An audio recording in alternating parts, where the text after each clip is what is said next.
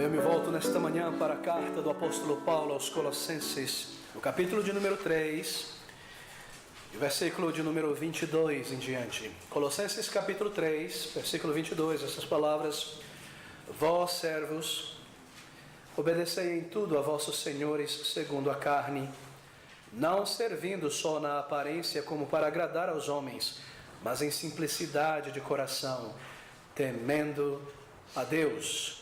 Bem, queridos, antes de lidar com o texto diante de nós, eu gostaria de dizer que nós voltamos nesta manhã a estas mesmas palavras, este mesmo ensino. No último encontro que nós tivemos aqui no Dia do Senhor, nós estávamos lidando com essas palavras do apóstolo Paulo, dirigida aos crentes, aqueles que se encontram nesta esfera social do trabalho, seja como empregados ou empregadores, e o nosso objetivo é voltar mais uma vez a este tema. Eu creio que é necessário nós fazermos isso. Muitos irmãos não estiveram aqui, nós não conseguimos gravar esta mensagem, muitas pessoas solicitando novamente que lidássemos com ela, muitos e-mails também, e eu creio que por causa disso talvez seja a intenção realmente do Espírito Santo que nós lidemos novamente com esse tema. Mas para aqueles irmãos que estiveram aqui no domingo passado, eu digo que nós traremos um material novo também, mas em essência nós queremos lidar com aquilo que já começamos a lidar no domingo passado. Assim, de modo a seguirmos a nossa sequência nessa carta do apóstolo Paulo aos Colossenses, nessa série de estudos, e para que todos realmente tenham o benefício da palavra de Deus, nós queremos voltar a este tema nesta manhã, mais uma vez, nesses versículos que vão do versículo 22 do capítulo 3 ao versículo 1 do capítulo 4. Essas palavras do apóstolo dirigidas aos servos: e vós, servos, obedecei em tudo aos vossos senhores. E o título da nossa mensagem nesta manhã é o crente no trabalho, o crente no local de trabalho. Bem, nós temos visto a partir do versículo 18 em diante como o apóstolo do Senhor Jesus Cristo tem dirigido uma palavra àqueles vários grupos, aqueles pares de indivíduos que formam a sociedade. Ele se dirige primeiro às esposas e aos maridos, o casamento, depois aos pais e os filhos, a família, e agora ele se volta a trabalhadores, empregados e empregadores. Essa é o terceiro par de indivíduos nessa esfera social, a família, pais e filhos e trabalhadores. Por essas três esferas nós temos uma sociedade, ela é constituída sobretudo baseada nessas três esferas. Ela se forma, se organiza em torno desses três grupos, do relacionamento primário, do casamento, marido, esposa, então família, pais e filhos, então trabalho, trabalhadores e empregados. Deixe-me fazer algumas observações gerais.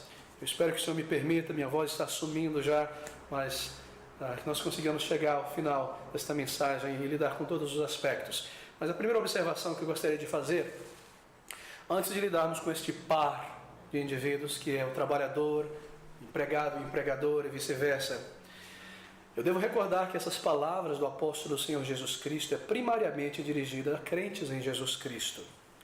Para cada uma dessas três instâncias, marido e esposas, pais e filhos, empregados e empregadores, Paulo se dirige aqui a crentes em Jesus Cristo. As suas palavras são dirigidas a pessoas que já nasceram de novo, a crentes. Paulo não se dirige ao mundo em volta, mas a pessoas convertidas, a pessoas salvas, porque o mundo não regenerado é incapaz de compreender essas verdades, é incapaz de cumprir o que é dito aqui na palavra de Deus. Somente pessoas cheias do Espírito Santo podem obedecer e cumprir o que é comandado aqui. Seria inútil, por exemplo, nós tomarmos esses princípios dirigidos ao trabalhador, ao empregado e empregador, e levássemos a central única dos trabalhadores, tentarmos convencer a eles de que são princípios corretos e verdadeiros. Eles viriam isso como algo tolo, talvez como algo ideal, algo ingênuo, que servos, versículo 22, devem obedecer em tudo aos seus empregadores, e que empregadores devem lidar justamente, corretamente, honestamente com seus trabalhadores. Isso soa como algo ideal, não é algo belo, mas algo ingênuo para a sociedade em nossa volta.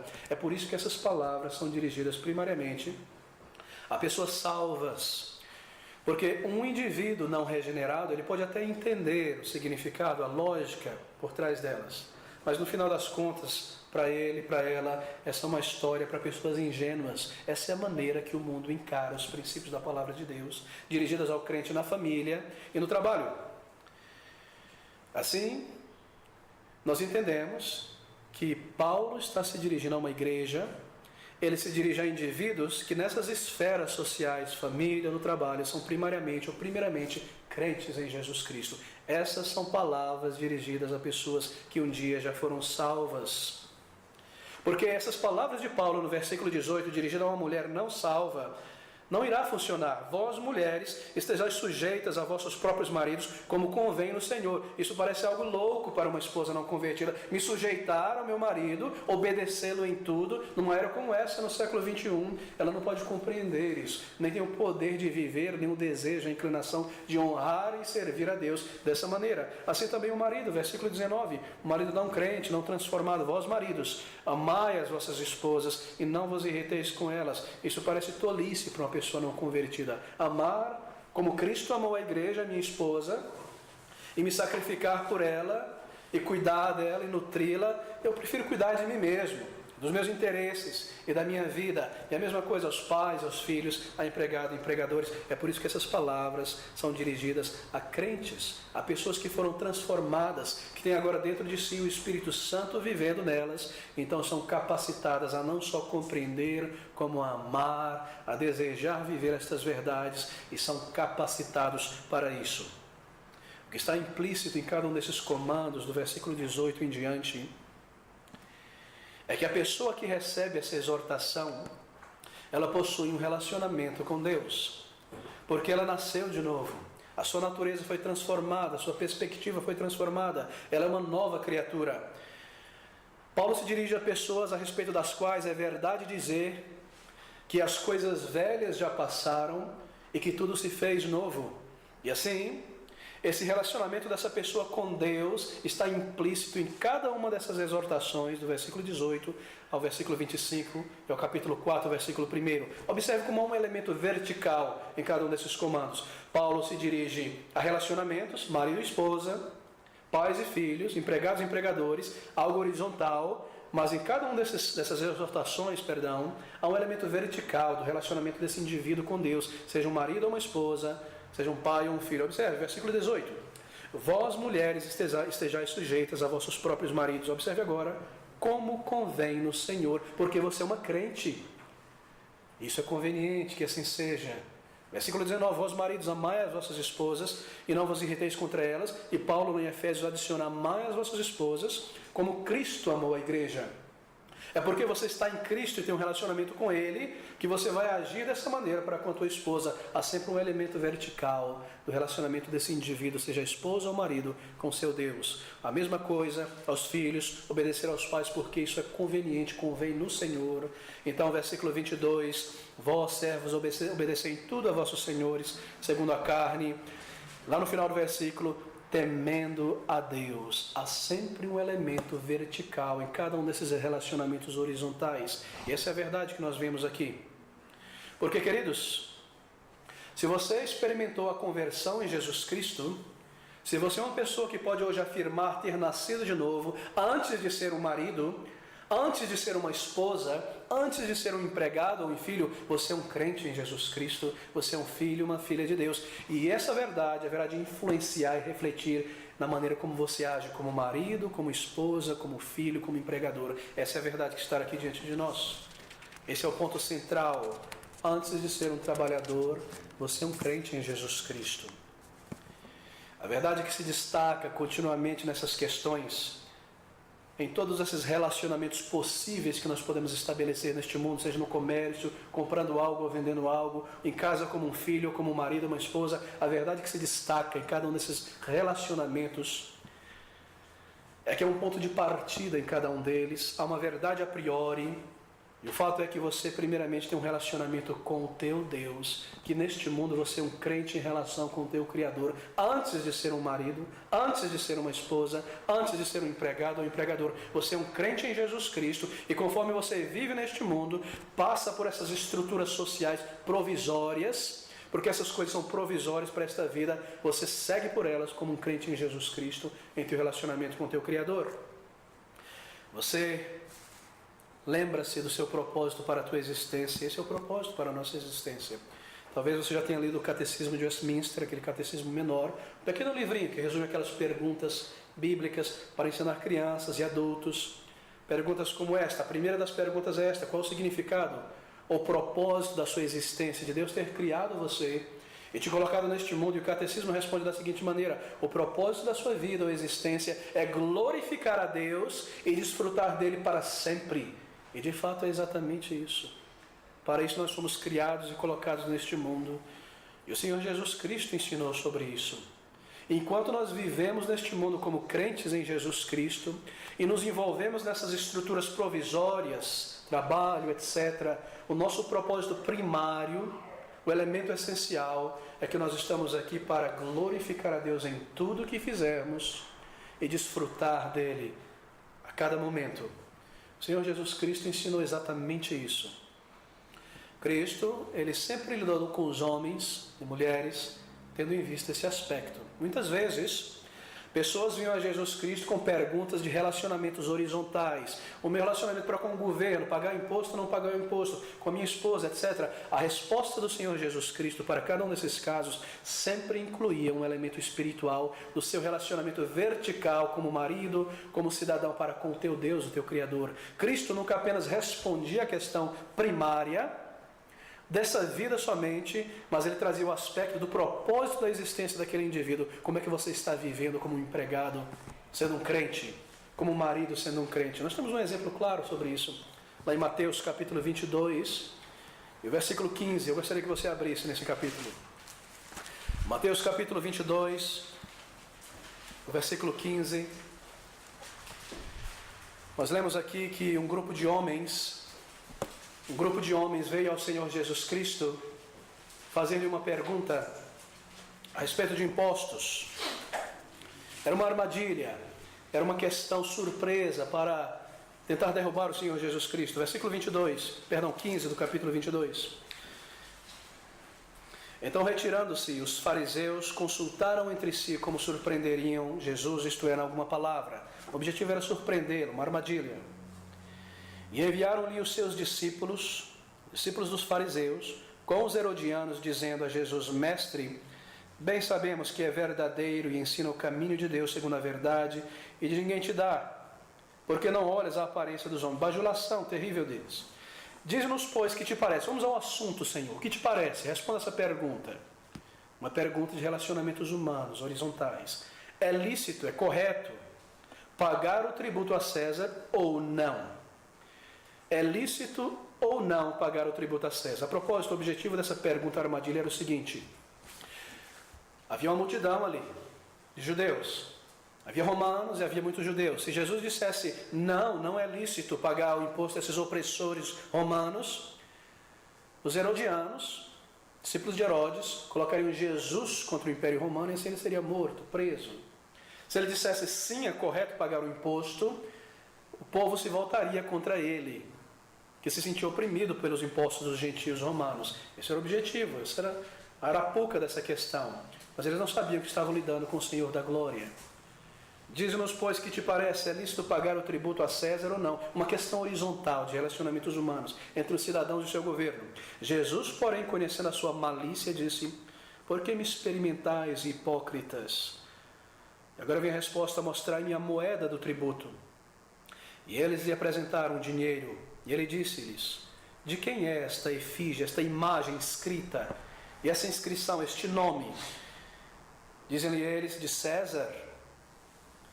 Uma moeda onde havia o rosto do imperador da época ali, figurado, e o seu nome, como sinal de que aquilo pertencia a ele. A imagem do dono estava naquela moeda.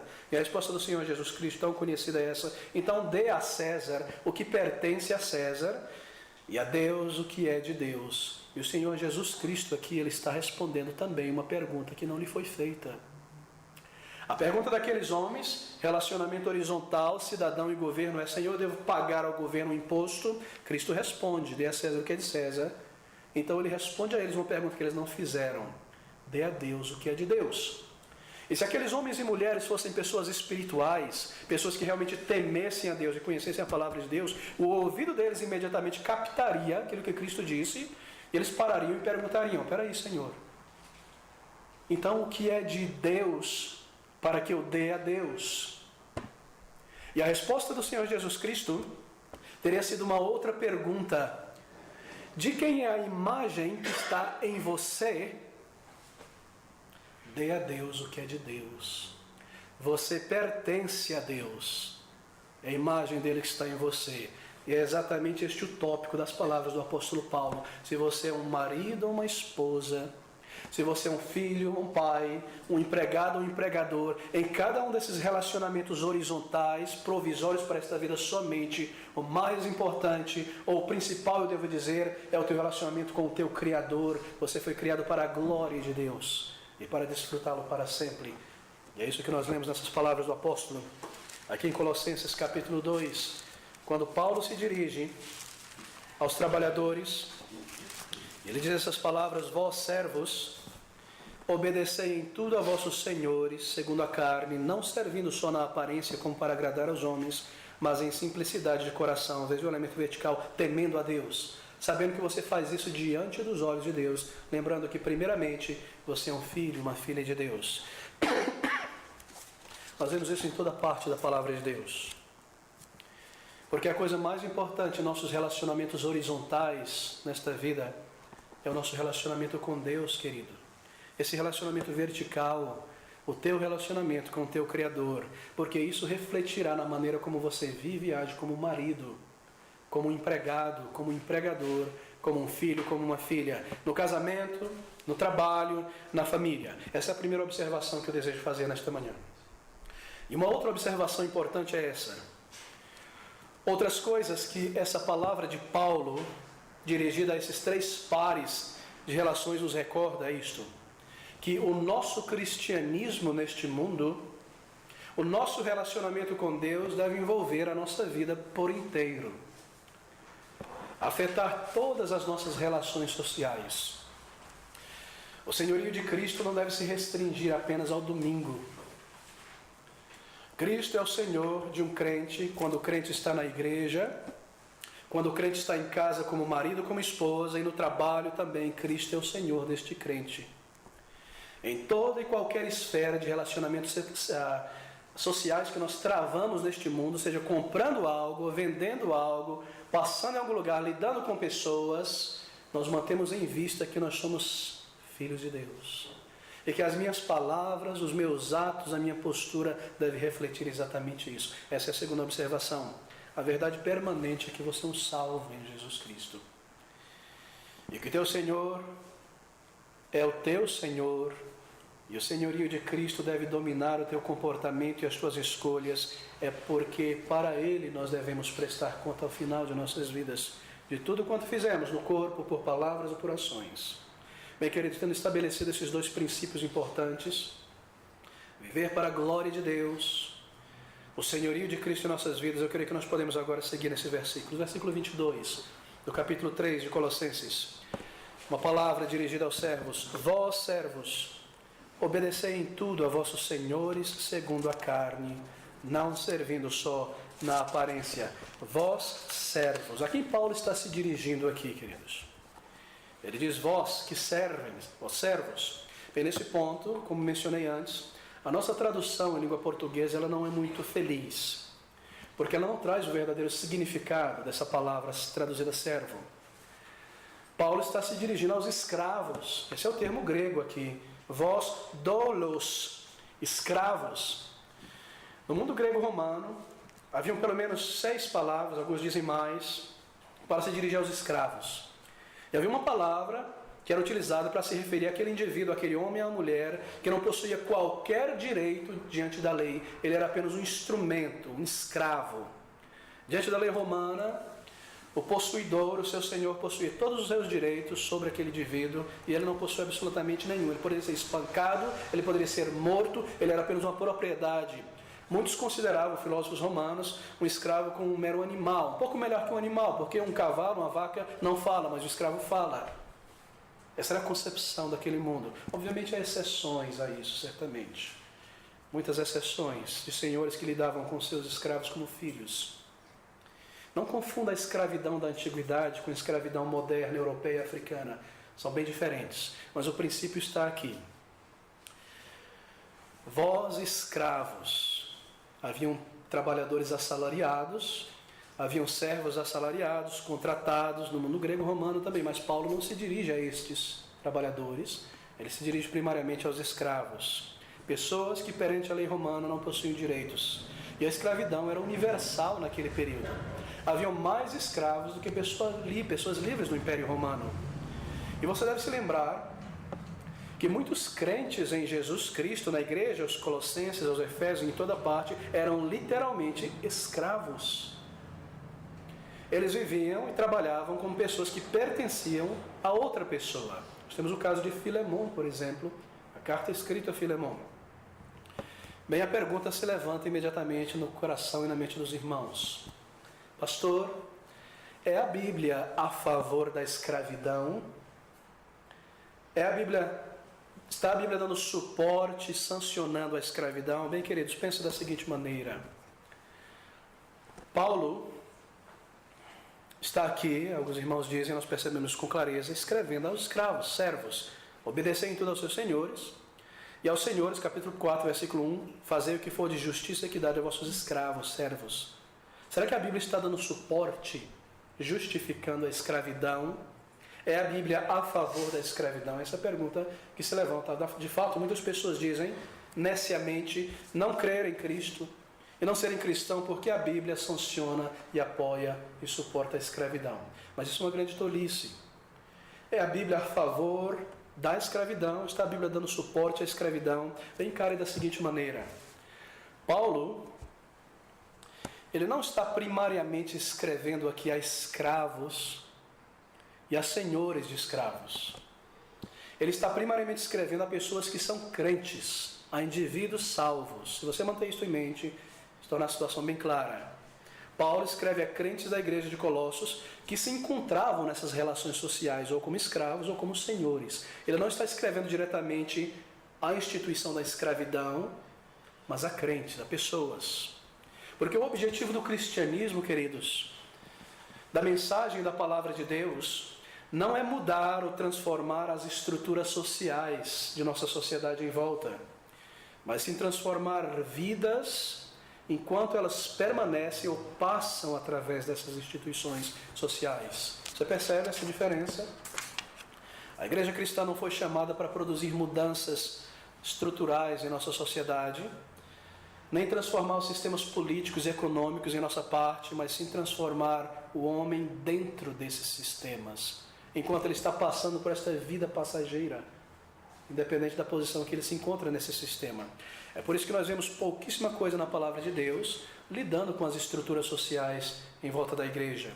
Porque a mensagem da palavra de Deus é sobre o reino dos céus e sobre a nossa cidadania no céu, e não primariamente sobre a nossa vida enquanto neste mundo. Bem, de que maneira um crente é visto na Bíblia?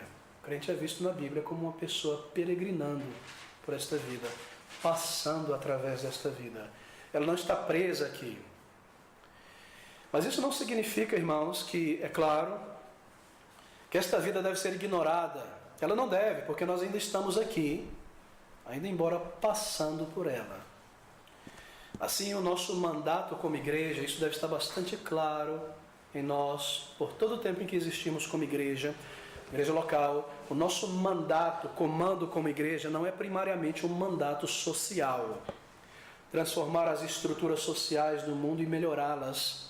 O nosso mandato é primariamente um mandato evangélico, de pregar o evangelho do Senhor Jesus Cristo. O comando de Cristo para a igreja não é ide por todo mundo instaurando justiça e equidade nas relações sociais entre trabalhadores e empregadores, ou o que quer que seja. O mandato de Cristo não é ide por todo mundo estabelecendo justiça e equidade social, mas o mandato do Senhor Jesus Cristo é ide por todo mundo e pregai o evangelho a toda criatura. Este é o mandato da igreja.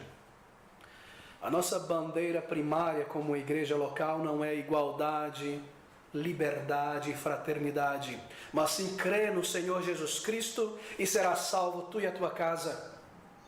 Essa é a nossa bandeira, esse é o nosso chamado como igreja.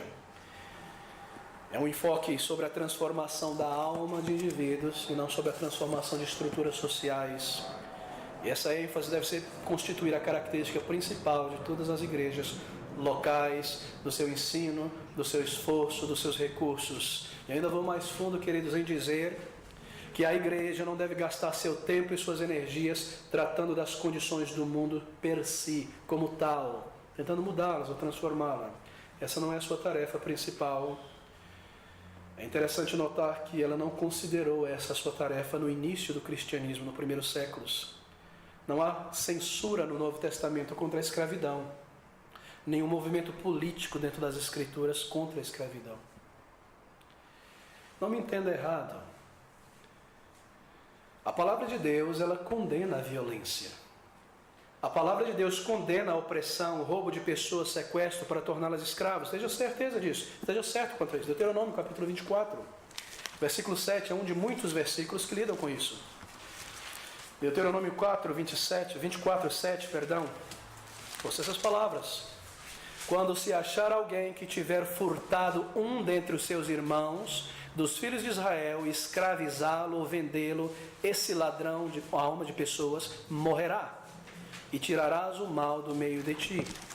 A Bíblia condena a opressão de senhores sobre seus servos, a injustiça. Esteja certo sobre isso. Essa é a posição da palavra de Deus. Mas eu reitero que a função da igreja não é tratar das condições sociais como tais, mas sim como a maneira pela qual o cristão, o crente, deve agir nas condições sociais existentes, e o modo pelo qual ele deve se conduzir e se portar como um crente, seja um servo, um escravo, seja um senhor. Nós jamais devemos perder o enfoque da igreja do Senhor Jesus Cristo. Nosso enfoque é o nosso relacionamento com Deus, enquanto nós vivemos nessas estruturas sociais, ou tentamos, como indivíduos, mudá-las. E aqui eu menciono a diferença entre igreja e indivíduos. É por isso que não há textos na Bíblia sobre a escravidão per si, como um conceito a ser lidando com ela do ponto de vista doutrinário, focando apenas na escravidão como uma instituição sociológica, condenando, afirmando, porque a mensagem da palavra de Deus é sobre o nosso relacionamento com Deus enquanto nós nos encontramos nessas estruturas. É sobre um reino de um outro mundo e o crente peregrinando para este outro reino. Assim, amigos, se nós nesta manhã não pudermos dizer que o nosso principal interesse é nosso relacionamento com Deus, então seja o que quer que nós creiamos, seja qualquer que seja a nossa bandeira política, econômica ou social, tipo de governo ou legislação que nós suportamos, tudo será irrelevante. Tudo será segundo plano. Se nós não pudermos dizer que nós vemos a nossa vida neste mundo como algo temporário, passageiro e fugaz, então nós estamos errados e nós perdemos o foco como crentes em Jesus Cristo. Mas eu devo me apressar a dizer algo mais. Que embora a Bíblia não condene a escravidão, tampouco a Bíblia justifica ou desculpa a escravidão. Você não vê também este outro lado da moeda na Bíblia. Você não vê uma defesa apologética desse sistema na palavra de Deus. Você não vê a Bíblia justificar a escravidão, nem também desculpar esse sistema, que você vê a Bíblia lidar com crentes em suas diversas relações sociais, seja como um escravo ou como um livre. Vós, servos, obedecei a vossos senhores, vós, senhores, fazei o que for de justiça e equidade aos vossos servos. Assim, a dedução que nós tiramos disso, primariamente, é que a tarefa da igreja é evangelizar e levar pessoas ao conhecimento de Deus, e depois, tendo feito isso, ensiná-las a viver sob Deus e sua vontade como seu povo. A igreja não está aqui para reformar o mundo, porque esse mundo não pode ser reformado. A função da igreja é evangelizar e pregar o evangelho a homens cegos, presos, escravos do domínio de Satanás e do pecado, e não tentar mudar os seus corpos, as suas instituições sociais, primariamente. Esse é o chamado da igreja. Isso deve estar diante dos nossos olhos continuamente como igreja local, pregar Cristo Jesus. Todavia, queridos, o cristianismo, deixe-me dizer isso, o cristianismo não suprime as nossas relações com as condições sociais vigentes em nossa volta, sejam econômicas ou culturais. O cristianismo ele não suprime a nossa relação com as condições sociais, políticas, econômicas em nossa volta. Isso não significa que o crente individual, o cristão individual, como cidadão de um país, de uma cultura específica, não deva se preocupar em melhorar as suas condições sociais. E essa é a distinção. A função e o objetivo da igreja, o crente, em suas esferas sociais como indivíduo. A igreja e sua missão e mandato alcançar almas com o evangelho, o crente individual em suas esferas de trabalho e de influência, influenciando o mundo, transformando-o. Perdão, irmãos. O crente individual, ele nunca deve agir ou viver como uma ilha, isolado. Ele nunca deve viver isoladamente no seu local de trabalho, família ou vizinhança. Isso não significa que o crente, como um cidadão, no país em que ele esteja, ele não tem o direito de tomar parte no melhoramento das circunstâncias e condições em que ele, sua família e amigos vivem. Não, ele tem o direito, sim. De fato, é assim que tem acontecido, não é? Ao longo da história, onde há igrejas bíblicas sãs, que entendem a palavra de Deus e mantêm o seu foco evangélico, essa igreja tem alcançado milhares de pessoas. E crentes em Jesus Cristo nessas igrejas, sendo influenciados pela palavra de Deus, o que eles fazem? Eles começam a examinar a sua realidade em volta, na vizinhança, no trabalho, e a transformar essas realidades. A igreja cuida para não perder o seu foco e manter o mandato evangélico e alcançar almas e edificar os santos. E você, como crente individual, revoluciona o mundo, porque você tem a verdade em tuas mãos. Isso é certo, isso é correto, isso é bom. Esse é o ensino da palavra de Deus. A palavra de Deus não denuncia a escravidão, nem tampouco justifica ou desculpa a escravidão, porque ela não está lidando com as estruturas sociais, mas com o indivíduo, conforme nessas estruturas. Não espere que a igreja se levante para impor a lei mosaica no mundo, ou o sermão da montanha, porque essas são coisas dirigidas a pessoas que nasceram de novo. Somente um salvo que tem o Espírito de Deus pode compreender e viver coisas espirituais. Então, pouco eu disse, a Bíblia mantém o status quo das estruturas sociais. Ela cuida primeiro do homem, de sua alma, salvar o pecador. E assim esse homem salvo, sabe o que ele faz? Influenciado por esse ensino da palavra de Deus, essa mulher salva, transformada, influenciado pelas doutrinas da palavra de Deus, ele começa a examinar e observar a realidade em volta. E o próprio homem regenerado começa a transformar e melhorar as estruturas sociais em sua volta. Pense sobre um homem, um exemplo claro, característico disso. Acho que estamos lidando com escravidão. Uma pessoa como William Wilberforce, aquele inglês, responsável pelo final da escravidão inglesa moderna e brasileira também. Quem foi William Wilberforce? Talvez a maioria já tenha ouvido falar ou lido algo a respeito. Um homem que nasceu num berço de ouro na Inglaterra, filho de uma família aristocrata inglesa, em outras palavras, uma almofadinha do século XVIII, que vivia para si mesmo, para o seu interesse, para o seu lazer, para a sua estética, pelo seu bem. Mas um homem que sofreu uma transformação tão grande, uma conversão tão verdadeira e tão real quanto os mineiros das indústrias de carvão do país de Gales, completamente lavado e transformado em sua alma, salvo, regenerado, se tornou um filho de Deus. E o que aconteceu então com aquele homem, William Wilberforce? Ele começou então como um crente, sendo influenciado pela palavra de Deus, a examinar a sua realidade, a situação em sua volta. E ele viu a miséria e a tragédia da escravidão. Não que ele tenha encontrado um versículo na Bíblia que diga vá contra a escravidão, mas que baseado nos princípios da palavra de Deus, ele viu que amor ao próximo, lidar com outro ser humano com uma imagem e semelhança de Deus, não poderia coexistir com escravidão.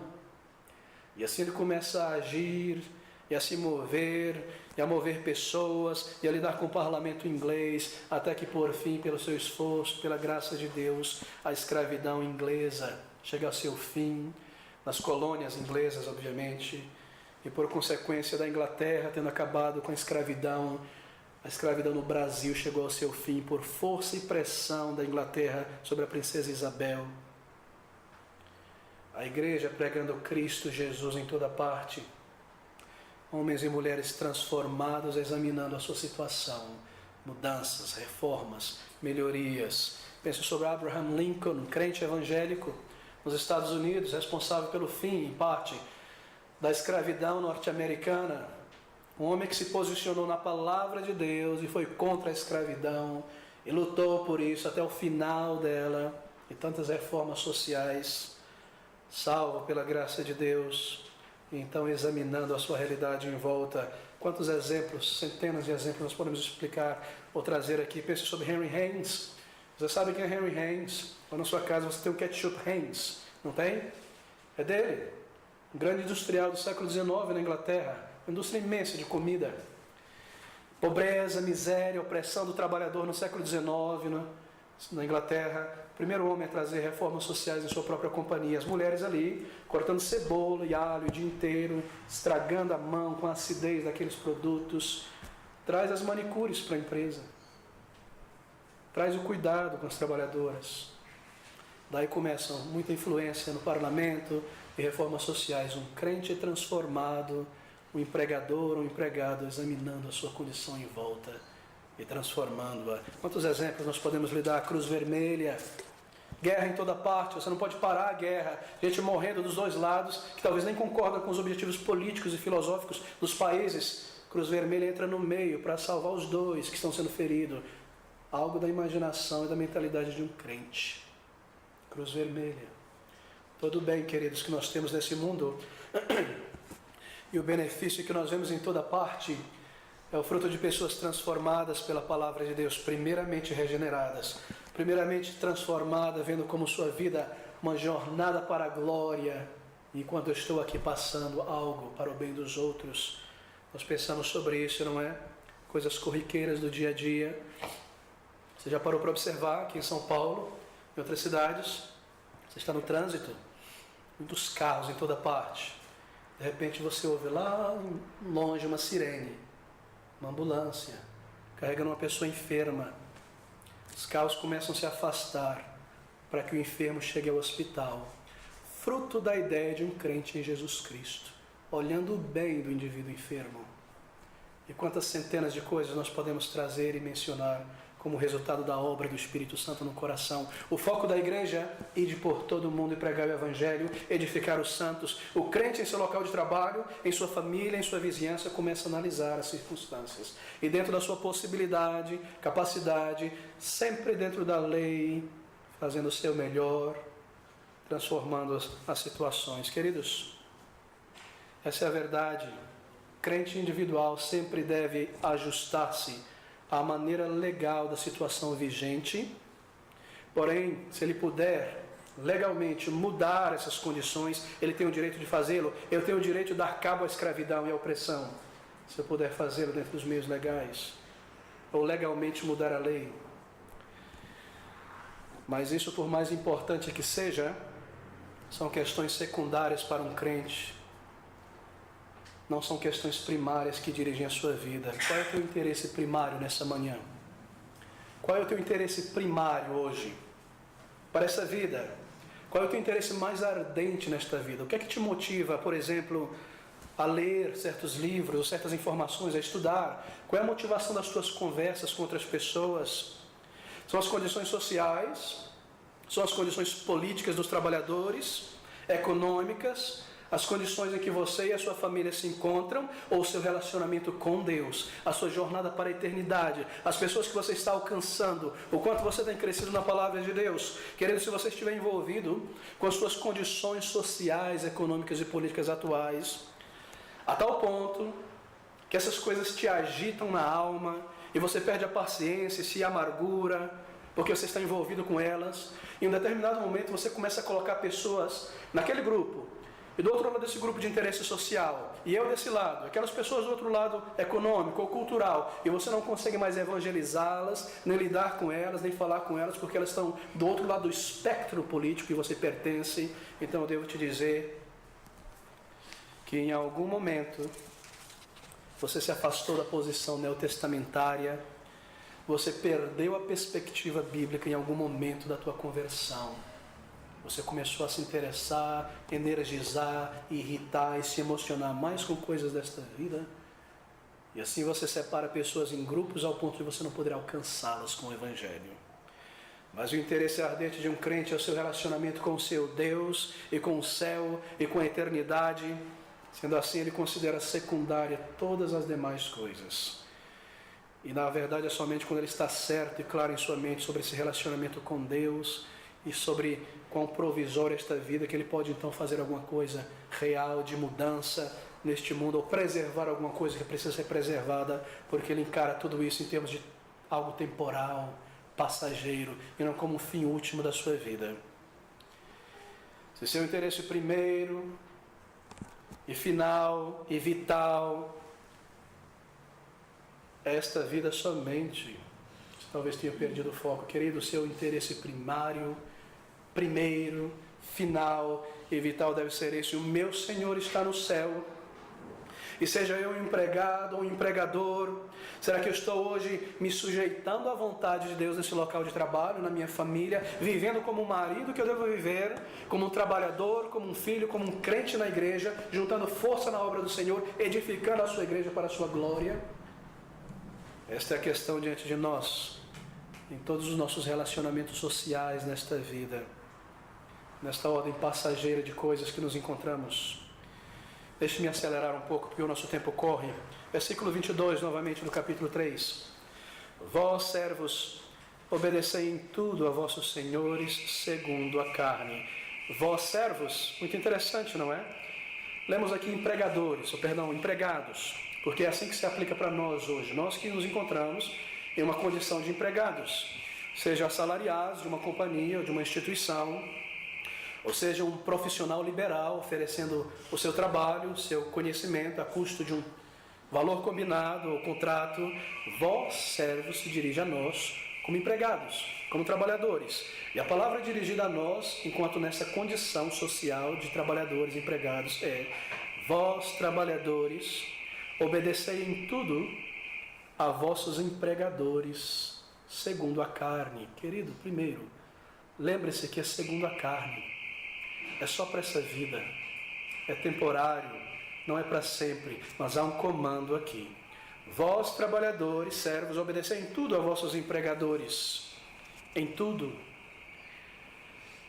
Por que Paulo precisou dirigir essa palavra aos servos? Parece algo bastante óbvio, não é? Parece algo bastante óbvio que um crente em Jesus Cristo, como um trabalhador, deve fazer o seu melhor no seu local de trabalho. Bem, foi necessário dizer isso, porque alguns cristãos do primeiro século estavam errando nessa questão e muitos hoje continuam a errar nessa questão. Alguns crentes pensavam que quando se tornavam cristãos, alguns maridos cristãos pensavam que agora que se tornaram crentes, eles não mais estavam presos às suas esposas, que não eram crentes. Eu nasci de novo, mas essa mulher não é salva, eu não preciso ficar com ela sob um jugo desigual. Foi por isso que Paulo precisou escrever 1 Coríntios, capítulo 7, não é? Versículo 13 a 15. E se alguma mulher tem marido descrente e ele consente em habitar com ela, não o deixe. A mesma coisa se aplica ao marido.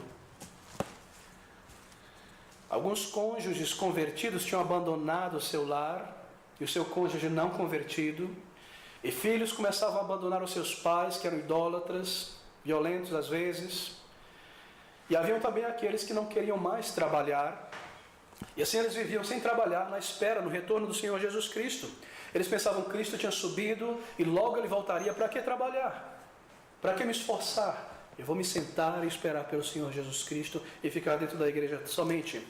Foi por isso que Paulo precisou escrever 2 Tessalonicenses, capítulo 2, versículo 2, o versículo 1. Ora, irmãos, rogamos-vos pela vinda de nosso Senhor Jesus Cristo e pela nossa reunião com Ele, que não vos movais facilmente do vosso entendimento, nem vos perturbais, quer por espírito, quer por palavra, por epístola, como de nós, como se o dia de Cristo estivesse já perto.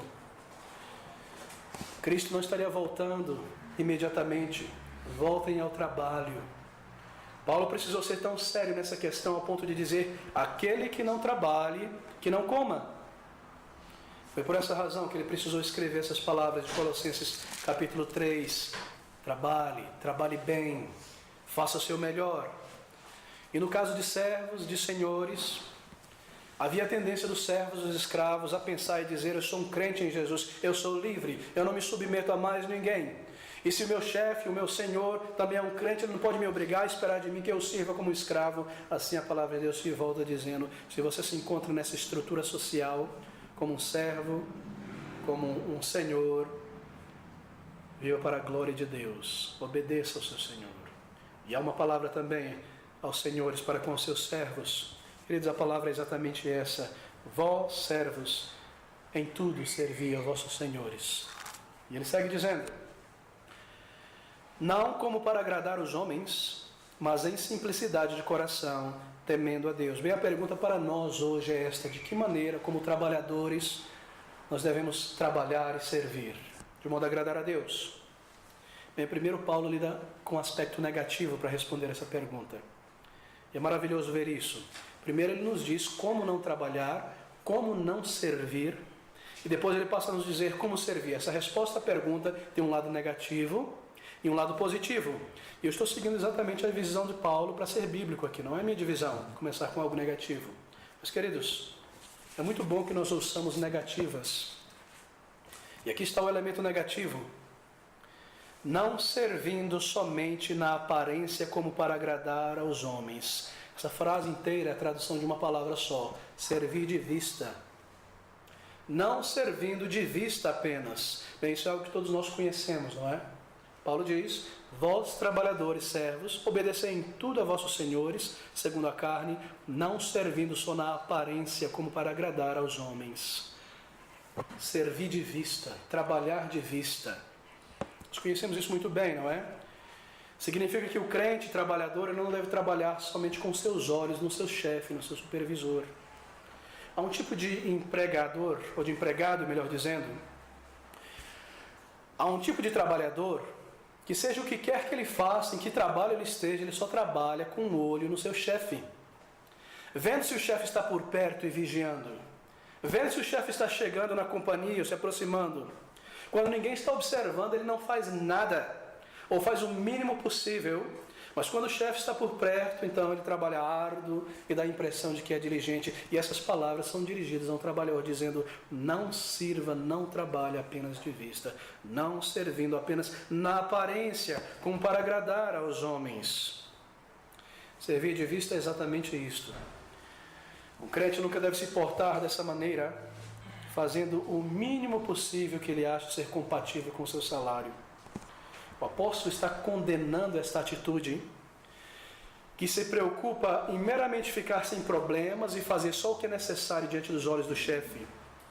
Somente manter as coisas funcionando, não dar o seu melhor. Uma atitude que não tem interesse pelo trabalho. Fazer o mínimo. A pessoa só trabalha se está sendo vigiada. Parece que você tem que arrancar o trabalho dela. Ela não produz. Mas essa é uma atitude que é totalmente incompatível com o crente em Jesus, que trabalha para a glória de Deus, que faz o que faz diante dos olhos do Senhor. O que fazer então, queridos? Esse é o lado negativo, o que não fazer. Não trabalhar só de aparência. Agora pense comigo. Paulo poderia trazer uma lista muito grande desses problemas negativos, dessas coisas negativas que um crente pode fazer no trabalho. Mas o fato de que ele isola só isso, nos mostra que talvez esse seja o problema principal de trabalhadores. Não é verdade? Trabalhar somente à vista. O que fazer então? Observe o método do apóstolo Paulo. Como eu disse, ele nunca começa, ou melhor, ele nunca se contenta apenas com um aspecto positivo. Muita gente insensata não gosta de ouvir negativas. Contudo, o mundo está como ele está hoje, por essa razão. As pessoas não observam as negativas. Mas quão importante para nós é que não seja dito o que não fazer, como também o que fazer. E Paulo agora passa a nos dizer o que fazer. Não servindo de vista, segundo a carne, não seguindo só na aparência, como para agradar aos homens, mas veja, em simplicidade de coração, temendo a Deus. Esse é o lado positivo, simplicidade de coração. O grego quer dizer com coração uno, não dividido. O coração único.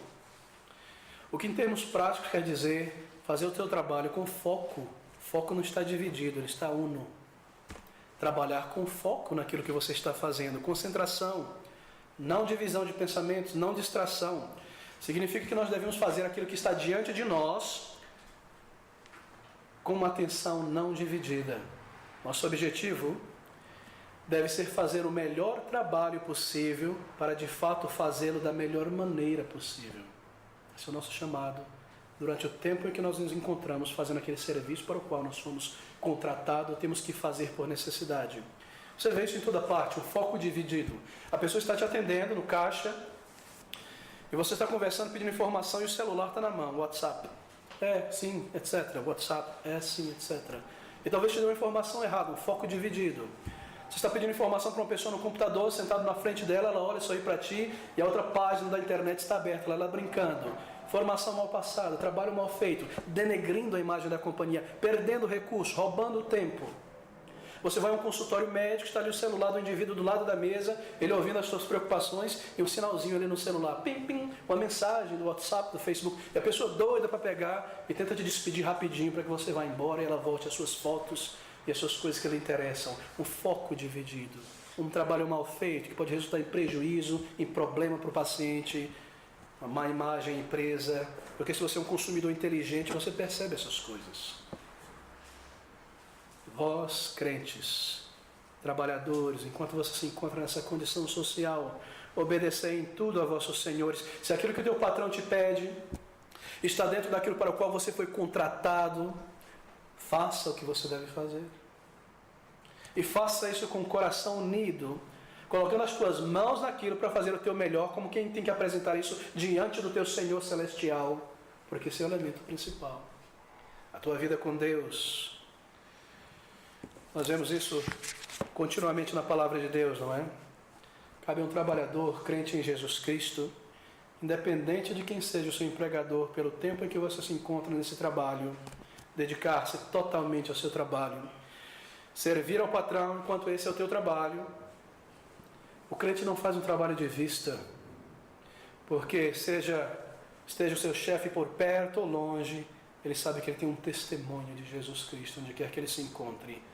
Ele faz com um só olhar, ele deve concentrar-se na sua tarefa diante de si. Queridos, deixe-me ir mais fundo nessa questão.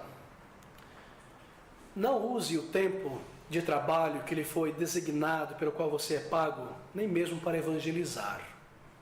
Talvez isso soe só chocante ao ouvido de um crente. Porque esse não é o momento para você fazer isso. Você vai acabar dando mau testemunho nesse momento. Claro, há profissões em que conforme você trabalha, você pode testemunhar. Se você é um dentista, você tem os ouvidos da pessoa cativa, ela não vai abrir a boca ou fechar a boca para dizer, não concordar com você. Se você é um barbeiro, um cabeleireiro, você tem todo o tempo ali para conversar e testemunhar. Mas você está no escritório, entre pessoas que estão trabalhando, e há um horário a se cumprir as questões. Tome cuidado que você não esteja roubando de homens para tentar agradar a Deus. Deus não precisa disso. Cumpra o seu trabalho. E no momento certo, onde há uma opção, um contexto em que te permite, ali você fala de Cristo. Mas saiba que o teu testemunho já está correndo. Enquanto você está fazendo o teu trabalho, você está sendo observado. Porque se você faz mal feito, e com preguiça, e passando a perna no chefe porque ele não está por perto, você acha que alguém vai te ouvir quando você começar a falar de Cristo para ela, para aquela outra pessoa no intervalo do café ou do lanche? Não se engane, as pessoas observam. Assim, enquanto estiver diante de você, no horário, dentro do contrato, faça aquilo que você deve fazer. Como um trabalhador, faça para a glória de Deus. Isso nos chama a atenção para uma grande falha, não é? As pessoas muitas vezes fazem o seu trabalho de má vontade. Elas dão a impressão que fazem a contragosto. E só fazem porque são obrigados a fazer. Porque se não pudessem fazer, não faziam. Não há nobreza no que fazem. O trabalho parece que tem que ser arrancado da pessoa. Pode um crente viver e agir assim? Amigos, o apóstolo Paulo diz que nós não devemos trabalhar dessa maneira. É isso que ele está falando aqui. Vós, servos, obedecei em tudo a vossos senhores segundo a carne, não servindo só na aparência como para agradar aos homens, mas em simplicidade de coração. Veja, temendo a Deus.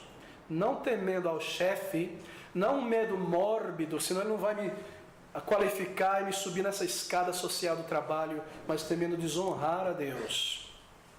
Temendo não honrá-lo e manchar o testemunho de Cristo. A maneira que nós fazemos o nosso trabalho deve ornar o nosso testemunho. É sobre isso que Paulo também fala a Tito, lá no capítulo 2, versículo 9.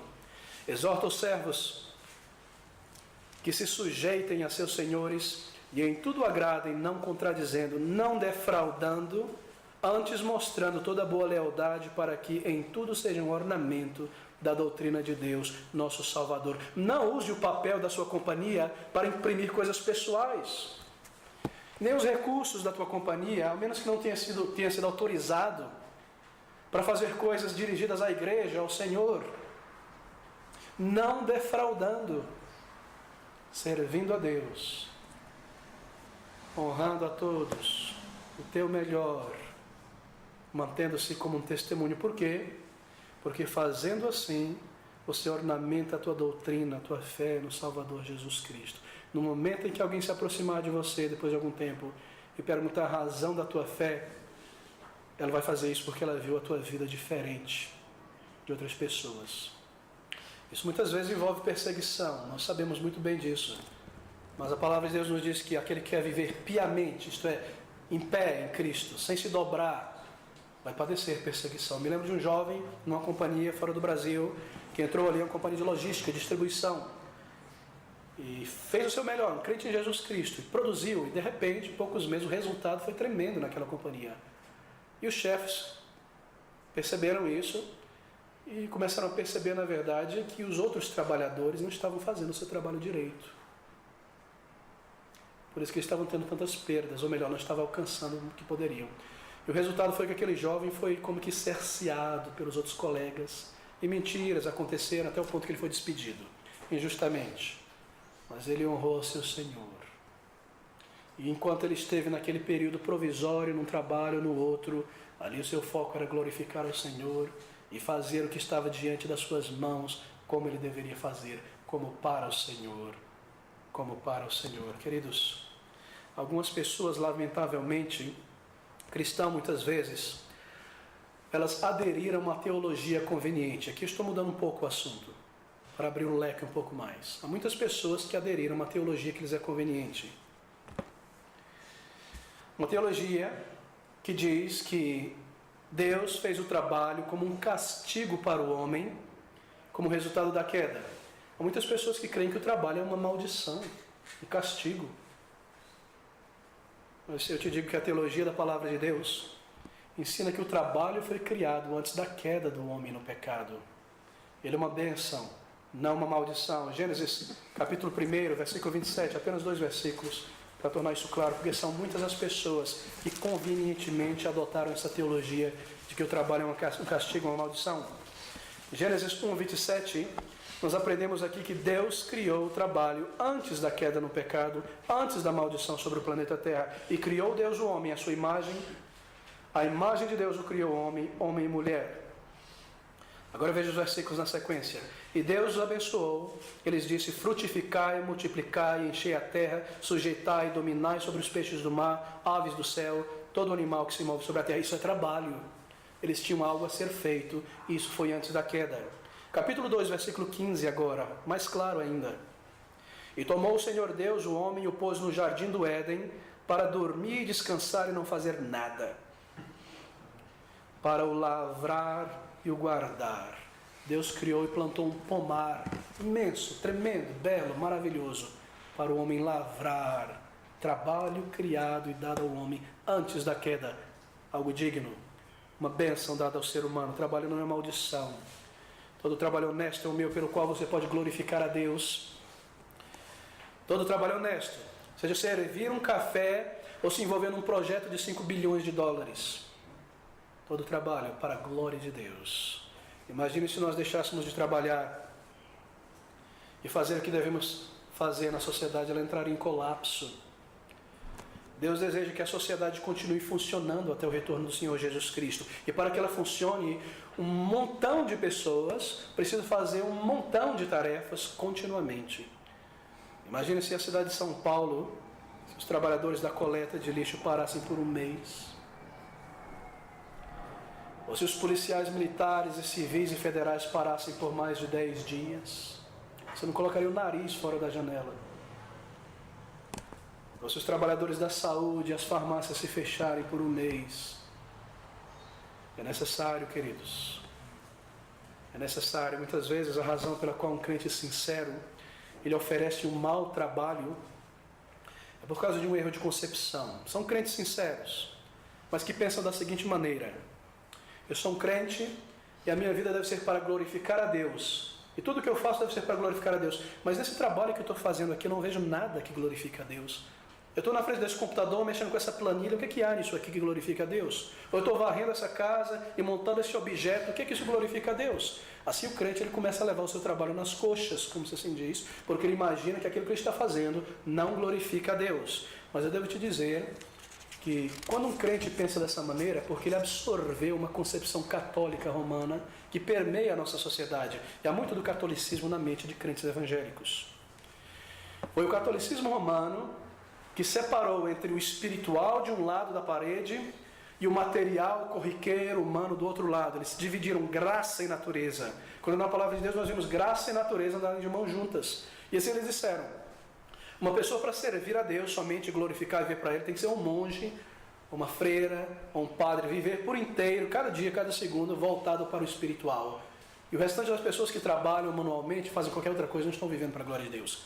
E você vê esse tipo de linguajar refletido entre muitos reformados, não é?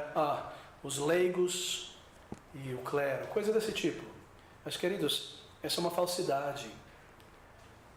Trabalho abençoado e entregado por Deus ao ser humano. Onde quer que você se encontre, você trabalha para a glória de Deus. E ali você serve a Ele. Ali você se envolve no que você está fazendo, porque você tem um testemunho no teu local de trabalho. Como você realiza o teu trabalho é um testemunho, assim você vive para a glória de Deus a cada momento da tua vida. Mesmo ali fazendo uma planilha, limpando um chão, servindo um café, fazendo uma cirurgia cerebral, o que quer que você faça, usando o que Deus lhe deu para glorificá-lo. Então aproveitando as oportunidades entre esse trabalho para testemunhar de Cristo Jesus. Tem essas coisas claras que eu estou condenando aqui. A Bíblia de fato é a ideia de que porque você é um crente, você só pode glorificar a Deus se você for um pastor, um seminarista. Essas palavras não são dirigidas a pastores. Vós servos, no sentido de cada homem, mulher que trabalha, é dirigida a todos nós. Homens e indivíduos em seus locais de trabalho. Fazer tudo para a glória de Deus, tudo para o seu louvor. Bem, nós corremos agora para o final, pouco tempo diante de nós. Essas palavras do versículo 23, deixe-me considerar ela. Versículo 23, do capítulo 3 de Colossenses. Mais uma vez: e tudo quanto fizerdes, fazei-o de todo o coração, como ao Senhor e não aos homens. Bem, a essência, o sumo dessas palavras é: ninguém pode viver nesse mundo de modo a agradar a Deus, a menos que essa pessoa tenha sido transformada por Deus, como um crente. Porque é só um crente, um salvo de fato, que consegue viver para a glória de Deus, para o louvor de Deus, e cumprir essas palavras: tudo quanto fizerdes, fazei-o de todo o coração, como quem faz para o Senhor e não aos homens. Como quem vai colocar essa planilha de custo diante do Senhor. Como quem vai colocar esse sapato consertado na presença do Senhor, para que Ele veja e analisa: bem feito, servo bom e fiel. Não apenas a pastores e missionários, a cada crente, em tudo aquilo que lhe é colocado em tuas mãos para fazer o melhor, como para o Senhor. Queridos, só um crente pode viver assim. O que é um pecador? Um pecador não é apenas alguém que faz aquilo que não deve fazer. Um pecador é primariamente alguém que não vive para a glória de Deus, que faz as coisas que fazem não para a glória de Deus, mas para si mesmo. Esse é o primeiro e grande mandamento, não é? Amar a Deus, honrá-lo, servi-lo de todo o teu coração, de todo o teu entendimento. E o principal fim do ser humano não é glorificar a Deus. Assim, qual é a essência do pecado? O que é o pecado? O pecado, a essência do pecado é alguém que se nega a fazer isso. O pecado indica que alguém que está vivendo não para a glória de Deus, não para fazer a vontade de Deus, por maior filântropo que seja essa pessoa, por maior bem que ela causa à sociedade, à sua vizinhança, ela não está vivendo verticalmente para a glória de Deus. E essa é a definição primária de um pecador. Ele não vive para o propósito para o qual foi criado. Ela não vive para a glória de Deus. Por mais bacana, sorridente, amável que seja tal pessoa, é um pecador porque não vive o propósito para o qual foi criada a glória de Deus. E quando um homem chega ao conhecimento de que é um pecador e percebe que não estava vivendo para esse grande fim objetivo na sua vida, que ele vivia para si mesmo e com seus comparsas no pecado, então ele diz: ai de mim que jamais vivi para Deus, Jamais vivi para fazer a vontade de Deus. Eu tenho agradado os homens, a sociedade, menos a Deus. Eu nunca achei que agradar a Deus deveria ser a primeira coisa da minha vida, e honrá-lo e servi-lo, mas agora eu enxergo isso. Ela enxerga isso porque ele foi convertido, então ele percebe que toda a sua vida bacana e filantrópica e maravilhosa foi um zero à esquerda aos olhos de Deus. E essa é a essência do pecado, não viver para a glória de Deus, propósito para o qual nós fomos criados. Então essa nova concepção, por ter nascido de novo, começa a afetá-lo e a mudar os seus relacionamentos. E ele se torna um marido bíblico, uma esposa bíblica, um trabalhador bíblico, um filho obediente. Assim, queridos, quando você se levantar amanhã de tua cama e se preparar para ir por trabalho, se você é um trabalhador da indústria, um médico, um advogado, um pedreiro, uma dona de casa que tem as suas tarefas cotidianas a serem realizadas do início ao final do dia, um empregado doméstico, um motorista de táxi, o que quer que você faça, quando você se levantar amanhã, você dirá a si mesmo, incidentalmente, eu sou empregado daquele homem, daquelas pessoas, daquela mulher, mas de fato, na verdade, eu sou um servo, um escravo do Senhor Jesus Cristo. Eu estou aqui para viver para a sua glória, e tudo que eu vou fazer neste dia, eu devo manter isso diante dos meus olhos, para a sua glória, para o seu louvor. Eu sou um autônomo, eu ofereço meu trabalho, meu serviço, mas de fato eu sou um servo do Senhor Jesus Cristo, comprado por Ele do mercado da escravidão, para a liberdade dos filhos de Deus, mas a liberdade de servi-lo, a liberdade de amá-lo e de representá-lo. Isso é verdadeira liberdade, servir a Cristo. Eu não estou dizendo aqui que todo trabalho a ser feito é algo fácil, agradável.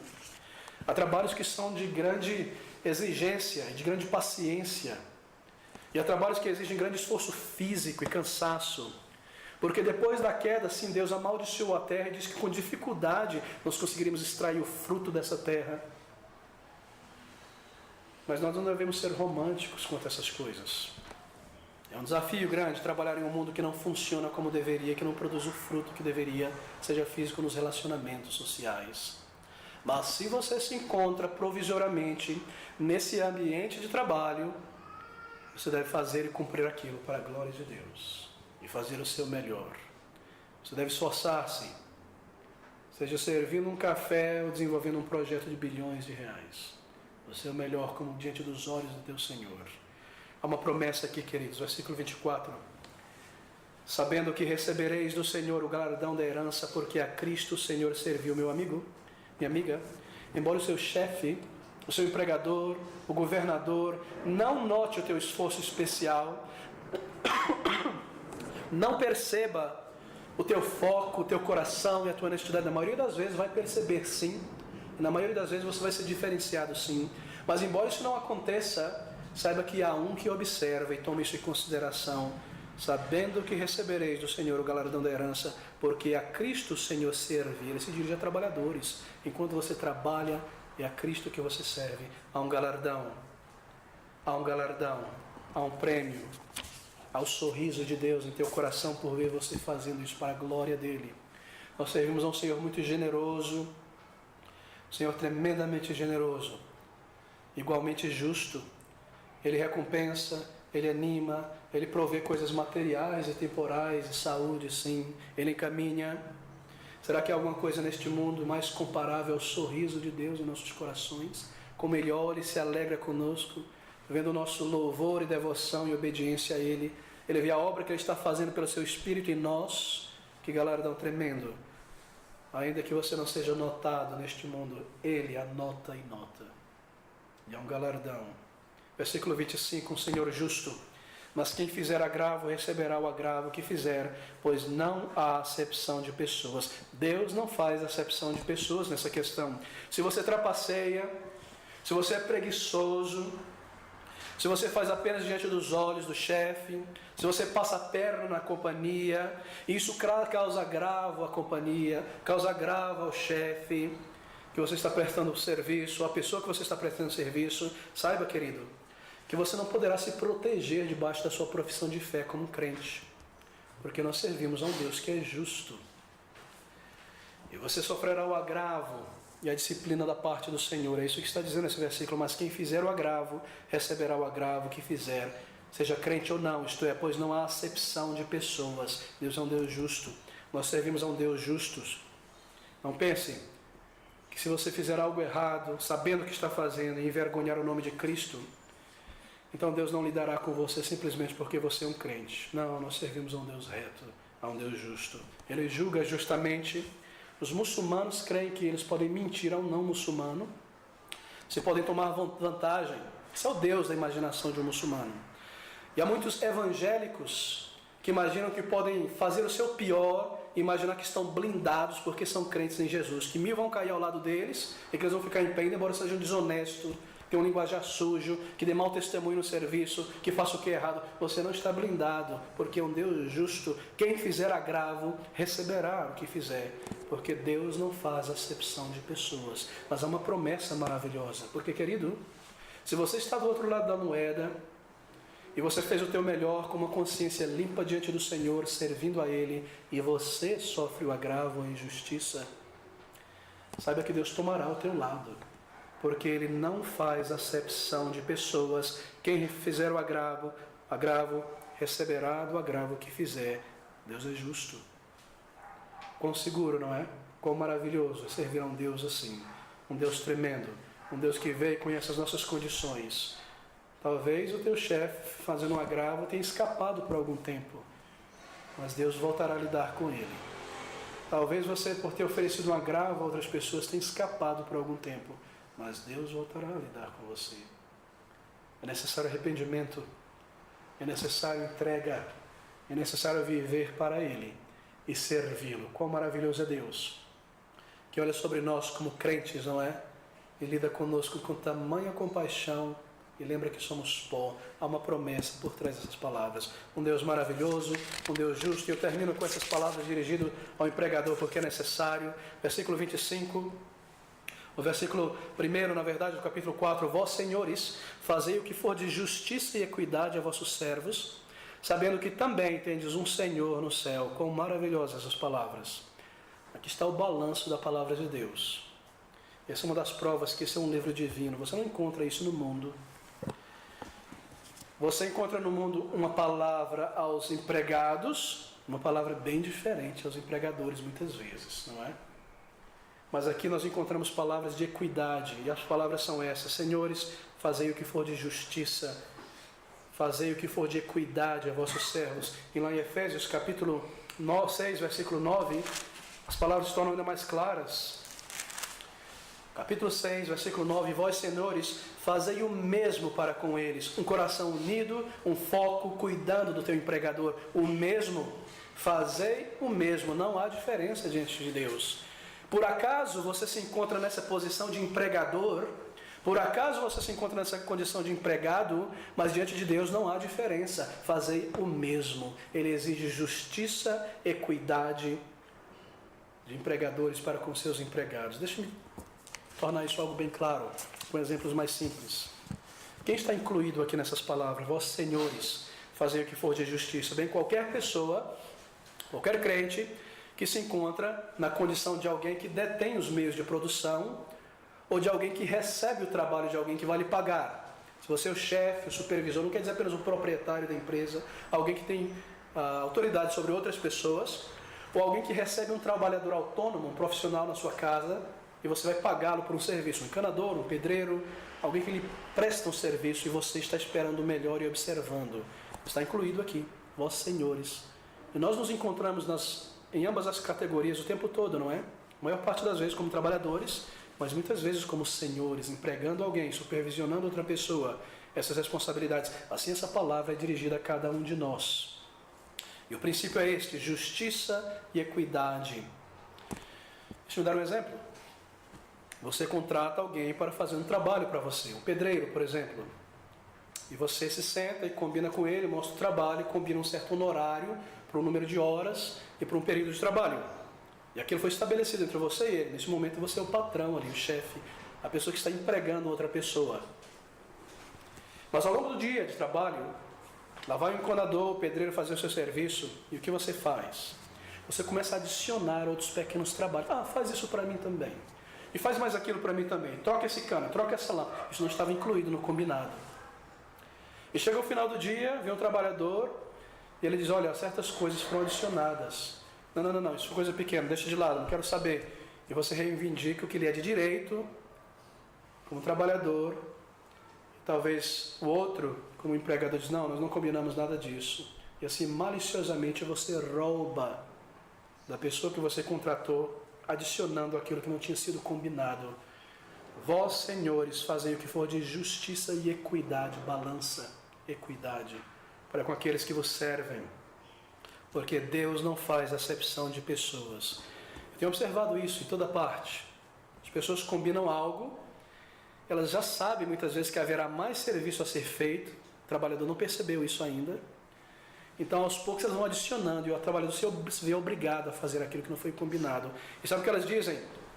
Elas chamam isso de tirar o maior benefício possível do dinheiro empregado. E se vangloriam da sua malícia, porque são pecadores. São pessoas que não estão vivendo para a glória de Deus, que estão contratando alguém, se esquecendo que os olhos do Senhor estão sobre elas e acompanhando o seu testemunho. É por isso que não conseguem viver estas palavras e a malícia dirige os relacionamentos. Mas isso não cabe a um crente em Jesus Cristo transformado. Há pessoas que tomam vantagens de outras simplesmente pela menor capacidade intelectual daquela pessoa, por saber que ela não percebe certas e certas coisas no contrato, e assim tira vantagens e vantagens e vantagens. Se você conscientemente, como um crente, sabe com o que você está lidando, tome cuidado. O comando é fazer aquilo que é de justiça e equidade. Como poderia jamais um crente, servindo ao Senhor e vivendo debaixo dos seus olhos para a sua glória, viver desta maneira? Queridos, o nosso testemunho está em xeque. E o nosso Deus, que não faz acepção de pessoas olhando sobre nós. Como empregador, você usa de astúcia? Tome cuidado com isso. Abandone os caminhos do mundo, porque você nasceu de novo e Jesus Cristo é o teu Senhor no teu local de trabalho. Eu termino por aqui. Que tipo de empregado sou eu? O empregado que Paulo descreve aqui? Que tipo de prestador de serviço sou eu? Que tipo de chefe, de empregador sou eu? Imagine quando todos os crentes evangélicos dessa pátria começarem a viver aquilo para o qual foi chamado. Isso era uma revolução nesse país, tão grande. Porque há tanta desonestidade, mentira, erro, criminalidade, e ao mesmo tempo o movimento evangélico cresce, cresce, cresce. Porque é uma falsidade muito grande no meio evangélico, pessoas não convertidas e pessoas que não se submetem ao senhorio de Cristo. Hoje você encontra um evangélico que é um mau profissional. Hoje você encontra um evangélico desonesto. Recentemente me disseram que muitos bancos não fazem empréstimos a pastores. Incrível, não é? Quando há 15, 20 anos atrás você era um pastor, você não precisava nem assinar um papel. Só o fato de ouvir que você é um pastor. Será que esse movimento evangélico, nossa parte, tem trazido algum resultado na sociedade em que nós vivemos? Eu me lembro desse crente, esse pastor evangélico, neopentecostal. Seu filho tinha o seu nome, mesmo nome, exatamente o mesmo nome. O filho sofreu um acidente, ele foi acompanhar o filho para o hospital, e chegando no hospital, ele lembrou que o filho não tinha seguro de saúde e que ele tinha. Então o que ele fez? Ele pegou o cartão de seguro de saúde e pôs no bolso do filho que estava deitado na maca, para ele usar depois o nome dele. Deus me iluminou e eu fiz isso. Eu enganei a sociedade. Eu passei a perna e Deus vai me blindar porque eu sou um filho do rei. Que tipo de trabalhador é você? Que tipo de empregador é você? Fazendo o seu melhor para a glória de Deus, para a honra do Senhor. Nosso chamado é deixar uma marca indelével de um cristianismo verdadeiro nessa sociedade. Enquanto nós estivermos desse lado do céu, o mais importante é o nosso relacionamento com o nosso Senhor e Salvador Jesus Cristo. O mais importante é o que façamos, o que nós temos que fazer diante de nós, como para Ele, para glorificá-lo em tudo, para o seu louvor. E assim nós devemos viver. E Ele nos abençoará, Ele nos usará, e Ele glorificará o seu Filho. E assim nós estaremos vivendo para o propósito para o qual fomos chamados, da morte para a vida, para a glória de Cristo em toda parte. Que Deus nos ajude, que Ele nos abençoe, e Ele irá, se nós nos submetermos à sua palavra.